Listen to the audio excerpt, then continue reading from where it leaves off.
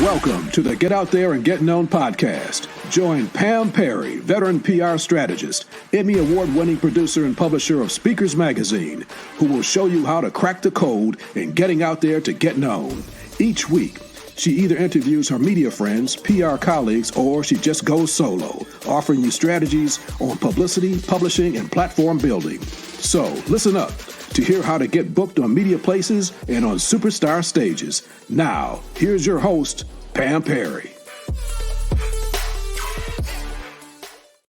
Be about publicity, how to get the media to love you, how to really get seen on television, heard on radio, written about in newspapers, seen on magazines.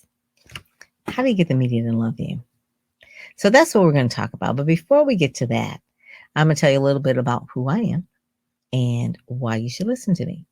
I've been doing this for about 3 decades. Love publicity, have been in all media.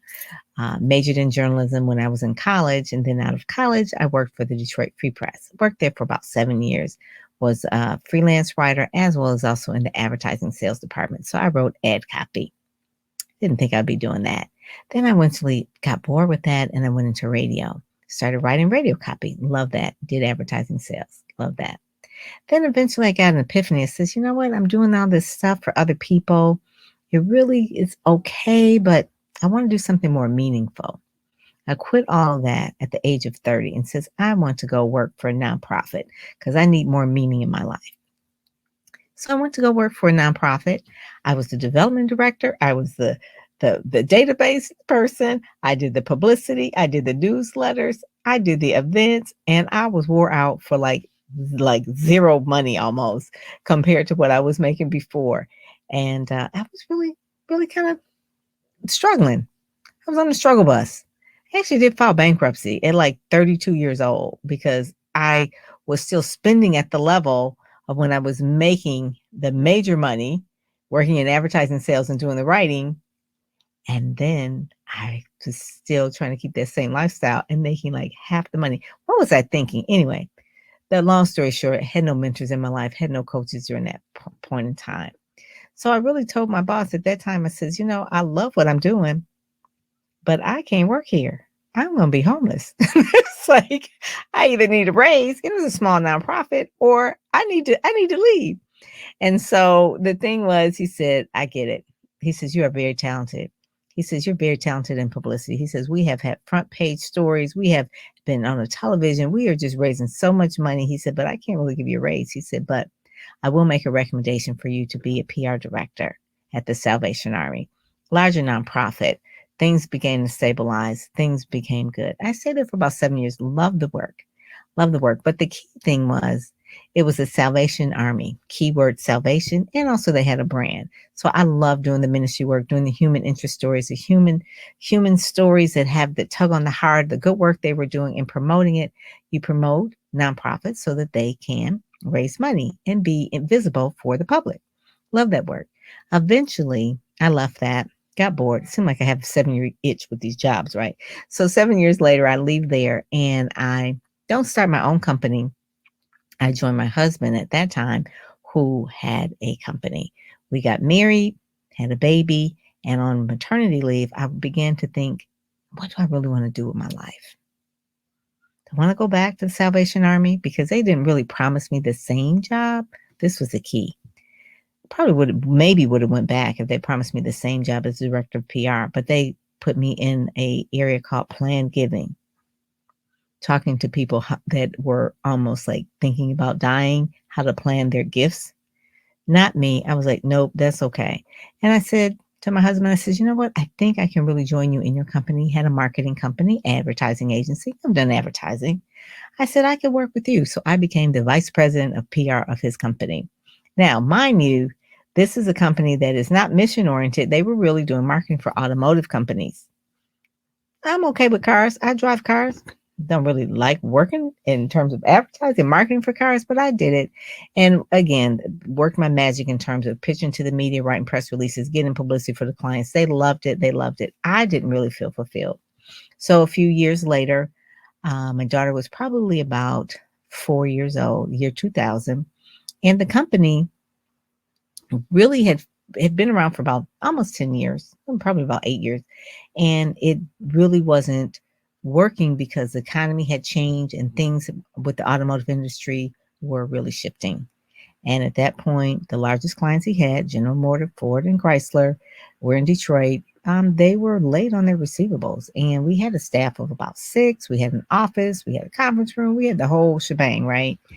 And the company closed. So here I am working with him, vice president of his company. He's president of the company. We business closed. Yeah. And so we got this baby to feed, got a mortgage. And he went and get a job. And I said, looking at this point, pivotal, it's about year 2000. And I really heard God say to me, it's time for you to really step out on your own. I'm like, what? I'm like, we just closed this company because the economy is bad. You want me to start another company? And I heard God clear as day. He said, it's time. And the company was called Ministry Marketing Solutions. Had no idea, had never been an entrepreneur, but I knew that I knew marketing and I knew how to really help African-American companies market the message. African-American companies, churches, organizations, nonprofit, speakers and authors. Little did I know that that would be my destiny. So to make a long story short, I did all of that.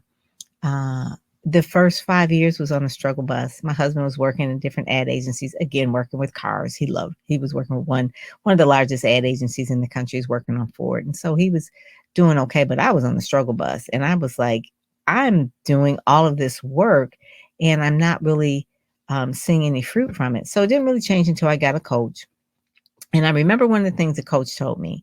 He says, it's okay to not work with broke folk. He said, matter of fact, don't work with broke folk. You're going to stay broke. And because it was Ministry Marketing Solutions, I wanted to help authors and speakers get out there and get known, which is the name of my podcast. I definitely had to take a different look at what it was I was doing. I had to run my business like a business, not like a ministry. I had skills. I worked in newspapers, radio. At that time, I also was producing a Christian television show. I had worked at a magazine. I was writing for different Christian magazines and all of that. I had all of the multimedia, had all the contacts, but was not. And also, too, I was working with some of the publishing houses at that point. It wasn't until I really decided that what am I going to focus on? Because I was ghostwriting books. I was helping people publish books. I was running a Christian Writers Conference, meetings every single month and doing conferences. And I was like, okay, this is way too much. I said, I have to stop. And eventually what happened is that you sit with yourself and you have to settle. What is it that you really want to do? And how do you really want to take care of your family? And where's your lane of genius in terms of what it is that you want to do? And I said, Ministry Marketing Solutions really was the fact that I want to help speakers and authors market their message to the world. I really do. I believe in that. I said I can market anything. I've worked with companies that some PR firms, where I've worked definitely promoting hamburgers. McDonald's was one of my clients. I've worked with other nonprofits but really the whole point of it is people who have a life-changing message. That was important to me. That was my value. And integrity was number one. And so I did that. I've worked with a lot of different organizations and companies. I've worked with TD Jakes, Creflo Dollar, Dr. Miles Monroe, all of the different type of what do you call gospel celebrities that I work with. I even work on A Secret Life of Bees. I did that movie because that was someone reached out to me and they saw my niche.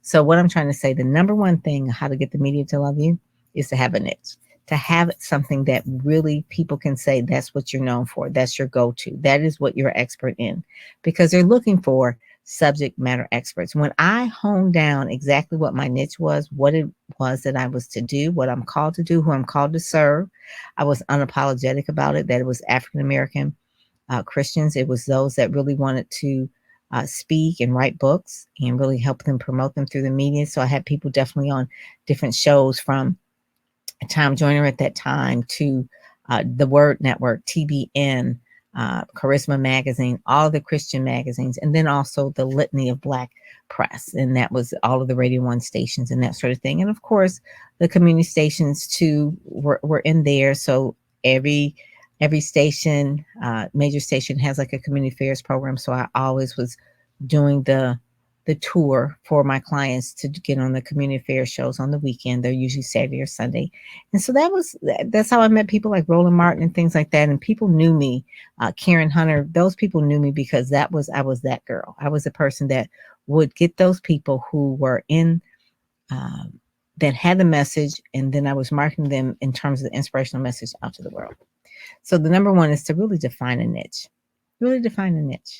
and stick with it and grow it and become the expert in it. And then, you know what happened? And this is with anything. People started contacting me. I remember the first time I spoke at a conference. It was a conference for a church, and they wanted me to come in and talk about ministry marketing. I'm like, oh my God. And I just do what I do. I didn't know that I would have to speak on that topic and really explain it because it was innate. It was natural to me. Like, how do you market ministry? And so they wanted me to come in and teach on that. And I've gone on and spoke on that on many stages and many churches and that sort of thing. Don't so much work with churches anymore. I did write a little book. It's a booklet called 115 PR Tips on How to Brand Your Ministry, because I felt like I was saying the same thing over and over. And sometimes if you're saying the same thing over and over, put it in the book. So the tips booklet basically gives you the tips on how to really put together your ministry. And that book went on to sell about 1,000 copies. And it really got out there in terms of me consulting with different churches, mega churches, helping them with conference events, promoting their books, some of them connecting with the resources to publish their book, because I was working with Zondervan, Harvest House, Harrison House, Moody Press, Random House, all the houses, right? All the major houses, because I was their go-to girl for them to say, hey, can you work with our authors? And primarily they were African-American authors. The publishing companies didn't know what to do with them. They didn't know the niche or the market. They didn't know all the media that really was available in that, I call it AACM, African-American Christian market. They didn't know that. And I did. I studied that. I was what they call the pioneer in that area. And I knew the AACM backwards and forwards because that's the lane I was swimming in. So swimming in this lane, getting the clients, working with the different quote unquote gospel celebrity type of clients, really enjoying the work, going to conferences and speaking and that sort of thing, and becoming known in a niche. From meeting people face to face, for doing partnerships, picking up the phone and calling, really understanding what it is that they're looking for and then providing that. So the number one thing, again, is knowing your niche, knowing who it is that is in that niche and why you're the person that's the quote unquote the expert, and studying that. You know, I've won awards and different things like that because of the work that I was doing in there. And that's how the media loves people who are credentialed, people who've have a body of work that's the same. If you're all over the place, they're not going to call on you. Let me just tell you, I have had so many conversations with people just to get clear and get to clarity on their brand narrative, who they are, what they stand for. So I went from really working with a lot of the houses, pitching the authors that they had that they would send to me, and I would, work with them through my boutique agency, to the point where it became a lot of the self-published authors. And the self-published authors really didn't know. They didn't have the support of a publisher to really, pay for their marketing advertising. They had to learn how to do it themselves. And that's when I really became like the PR coach, really coaching people and telling them about the industry, how it works, where to go. It's more than just, write a book, I'm going to do a book signing. Media doesn't care about that. They don't care about that. They don't care about your book. They don't care about your book signing. How do you get the media to love you? You are become a subject matter expert. You are the go-to person. You are the person that is going to share information that is not really known in any other place. You're a thought leader. And that's what the media loves. They want something that's different.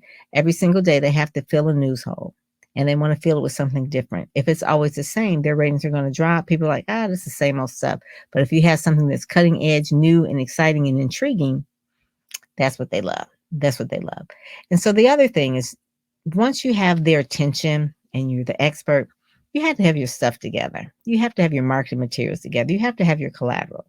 So if we're talking about a book, that's a good hook, having a book. They don't care about selling the book for you so much, but they want to know, because you are an expert, what this book is about. And you obviously have the content laid out and structured in the book. So that's number one. You also need things like Very simple, simple bio, well written, different lengths in case they ask for it, a long one, short one, medium, right in a micro, and one that they can announce. If you're on a television station or radio station, they can read it, and it gives a, when they read it, they're introducing you instead of them reading a bio that sounds, like you're reading a bio. They want like how you're going to be introduced. So I write those for people, different things when I'm working with clients one-on-one to really get the right bios. The other thing is to make sure that you have these bios, you have these materials, you have a photo, great photos, great photos, great photos. They love great photos. They also love great videos. If you have a video, if you have a sizzle reel that talks about who you are, what you stand for, and it's really, really well produced. They love that. Especially they can use it as an intro to you coming on their show, like your intro video. The other thing that is really, really important that they also love is that you put together, you can put all this in a press kit, but they really love if you give them questions that they can ask. Because if you're a subject matter expert, you know your area, they're going to bring you on because of the pitch and then because of the press release that was provided, which I'll talk about in a minute. But they'll also want to know questions. So give them some intriguing questions that they can ask you, maybe 10. You don't have to put the answers in, but at least give them an idea. Because if you send them the book, well, they had the book, they can read the book. They ain't got time to read a book. They want to be, you want to help them help you. Help them help you. So help the media help you shine, right? So help them help you. So you want to give them a great bio, photo, all the marketing collateral materials, the sizzle reel, the questions, a quick fact sheet. Bam, bam, bam. Especially if your area is complicated, give them the fact sheets of who, what, when, where, and why, what it is at a glance. Because I'm telling you, people are moving at nanoseconds. So they really do need to know what it is that you're talking about in nanoseconds. So you do want to make sure that you're doing that. And then the third thing, to get the media to love you is to treat them like people. Get to know them, follow them on Twitter, speak to them, retweet them. If there's an event where they're getting an award, show up. Or if they got the award, congratulate them. Treat them like people. They are people. They have a job. You want to help them help you. So you really show that you care. No one wants to be treated like a piece of meat.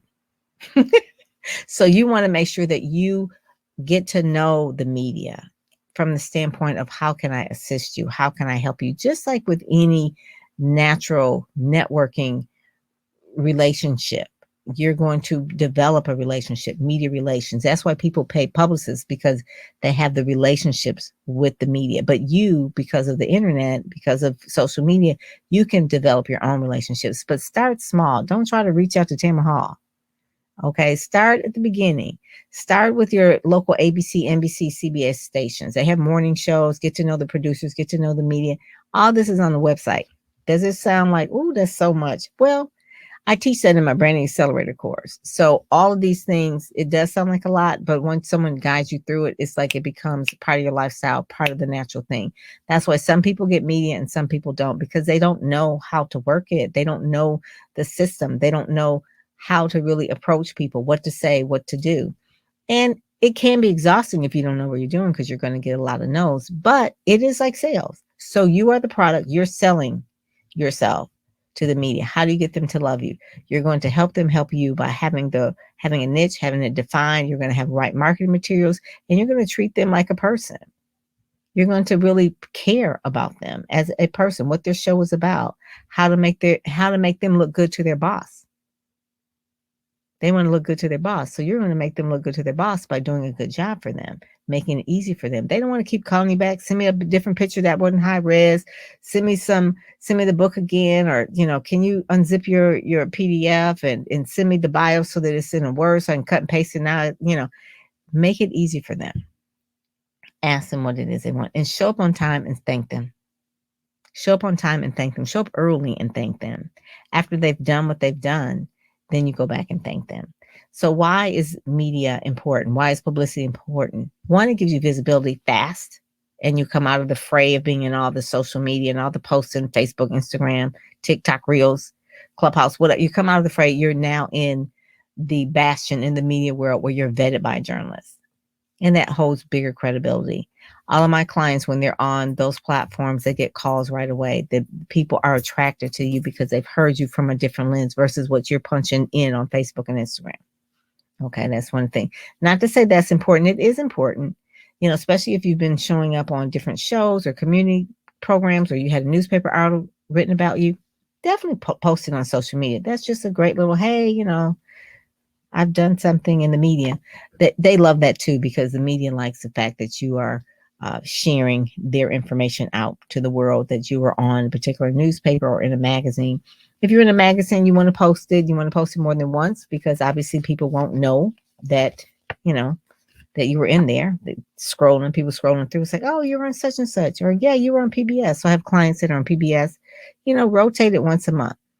Because there's always people that are scrolling through. And then the media loves it too, because it gets more eyeballs on that particular show. The other thing, so clarify your brand, have a brand narrative that's about 2 minutes long when you're introducing yourself. Well, probably less than that, probably about 30 seconds. 2 minutes is when you have a longer period of time, of like on a podcast or something like that. Like on this video, I said a longer narrative of who I am and why I do what I do. I love what I do. I've been doing it. My company now is 21 years old. One of the things that I'm most proud of is I won the National Association of Women Business Owner Words of Wisdom Award, one of the top 10 business women in the state of Michigan. So that was important to me, because I always feel like words of wisdom is everything, right? And so to say that I had the words of wisdom was really, it just had it like a couple of years ago, pre-COVID. And that was really important to me. And I said, I'm good. I've won probably like a lot of awards. I don't count them, don't even care. But that one was really important because of what it stood for. And also my mother-in-law was there, and she was 90 years old, and she came out and she was so proud of me. My mother had passed at that time, but I'm sure she was proud of me too, looking down at me from heaven. So the main thing is know how to present yourself. Be very respectful for them, thank them, and you'll be invited back. So I am at, one of the things that I just really want people to understand is that you are a subject matter expert. You have books, you have podcasts, you have programs, you're speaking on stages. Remember that, and then really know how to package it and promote it so that the media can know how to put you on their platform, and they'll love you for it. So that's really the main thing, is that don't spend so much time in social media. Reach out to the media, do the outreach to the media, and give them what they're looking for. But you got to study to know what they're looking for. So you have to know who they are. So with that, I am done and I am out. You've been listening to the Get Out There and Get Known podcast, brought to you by pamperrypr.com, where you'll get insider tips on how to build your platform, pitch the media, and promote yourself with confidence. Head over to pamperrypr.com and get the exclusive video training on the 7 must-have marketing materials you need before you pitch in order to be considered in media places or superstar stages. pamperrypr.com, where you help you shine like a superstar.